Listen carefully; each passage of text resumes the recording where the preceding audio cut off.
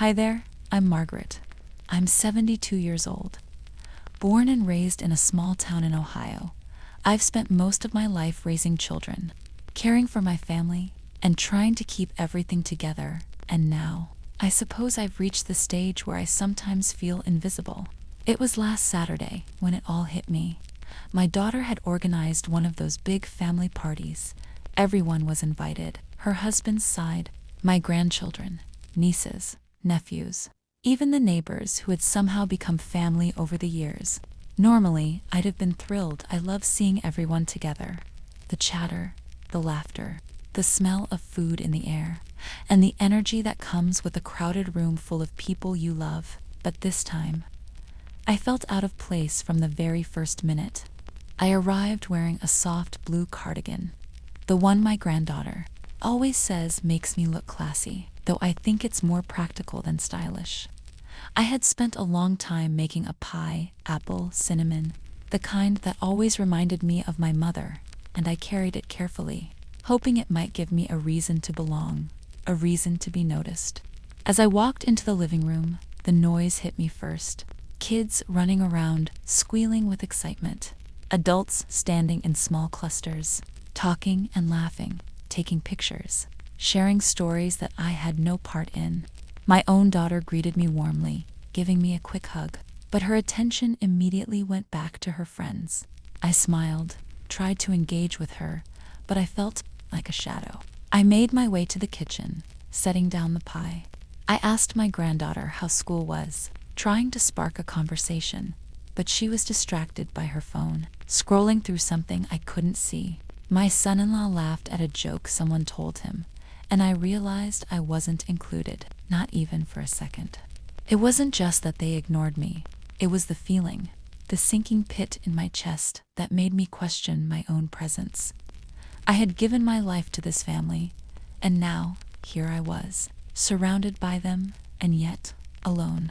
I tried to find solace in helping, carrying plates, refilling drinks, anything to be useful, to be needed. But even that felt fleeting, unnoticed, like my efforts were invisible.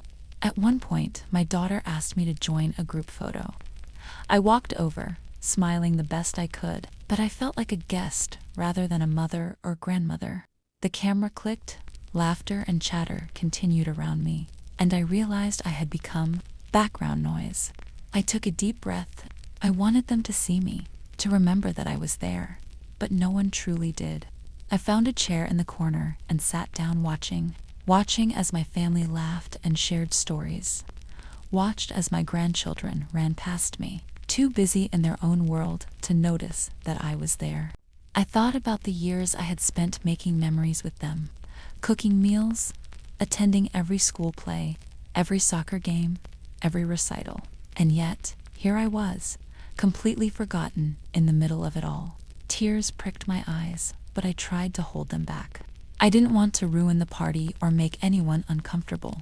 I thought maybe I was overreacting, that perhaps everyone was just busy, that I was imagining it.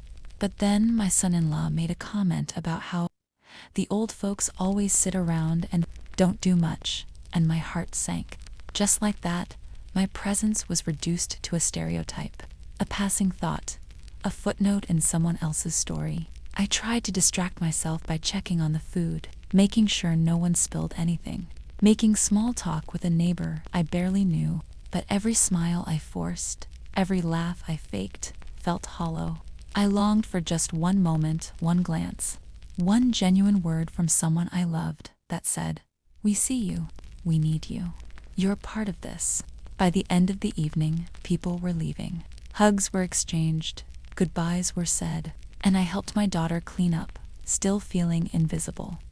My pie was untouched, left on the counter like an afterthought. I could hear snippets of conversations as they left plans for next weekend, comments about the party, laughter fading into the night, or their laughter, or their joy. I cleaned the kitchen alone, putting the remaining food into containers, washing dishes, everything mechanically, without any sense of warmth. When the last car drove away, leaving the driveway empty, I finally allowed myself to sit down. My back ached, my hands were sore, But it wasn't the physical exhaustion that weighed on me. It was the loneliness, the realization that despite all the years, despite all the love I had poured into this family, I had become invisible. I sat there in the quiet kitchen, listening to the echoes of the party still lingering in my mind. I thought about the life I had lived, the family I had raised, and the memories I had created. And yet, in the middle of my own family, I felt forgotten. I thought about calling someone, anyone, but who would I call? My children were busy, my grandchildren already asleep, the world outside moving on. And in that moment, I felt the weight of my own insignificance, the heartbreaking truth that sometimes love alone isn't enough to keep you seen, to keep you noticed. I went to bed that night feeling older than I had ever felt before. The house was quiet, the lights dim, and I lay there thinking about the laughter I had witnessed, the stories I hadn't been part of, and the life I had given so much of myself to. I had hoped for a sign, something to remind me that I still mattered, but there was none. And as sleep finally claimed me, I whispered a quiet wish to the darkness that maybe, just maybe, someone would remember me tomorrow and the next day before it was too late. But deep down, I knew. Sometimes being part of a family doesn't mean being seen. And that realization, more than anything, broke my heart. If this story touched your heart, please like, share, and subscribe for more inspiring stories. And let me know in the comments where you're listening from.